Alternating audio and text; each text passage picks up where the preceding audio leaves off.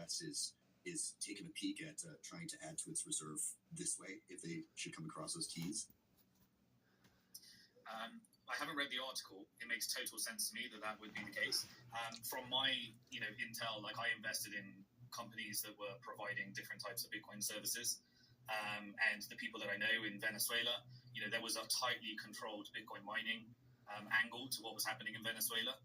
Some people, if they were able to make the right type of corrupt deals, they were able to continue Bitcoin mining. But I would be very surprised if Venezuela wasn't engaging in large-scale Bitcoin mining.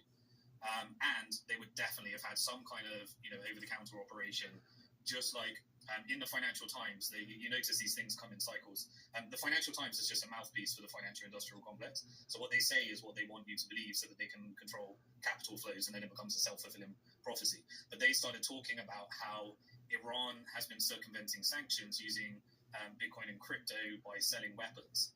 I think, Iran may have been doing this via Venezuela. Like, some of these flows make total sense in terms of my understanding what might have been happening around the world. And so here's the most important thing.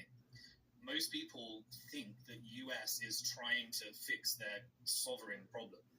That's not what they're doing. They're weakening the dollar. They're killing the economy to the wealthy and then propping up the stock market. The only thing that matters is private wealth. The debt is the people's problem. And the people in charge of America don't care about people. They only care about stocks go up, and so firstly, when America invaded Iraq, the gold just never made it to the US balance sheet. It just disappeared. Of course it did. It went into the CIA coffers. It went off balance sheet, and there were vast gold reserves. So everything that's happening in America, it's not like America has a sovereign wealth fund. There was an executive order saying they were having one, and if I were American, I'd be questioning that. Because if this is going to happen, then those assets should go in the sovereign wealth fund. But that's not what's going to happen. I would be amazed if that happened, and we should do another show if it does. That's all going to be chopped up and carved up for US corporate interest, and that will go straight into the CIA coffers to fund and support the dark web drug operations that ain't going to go away.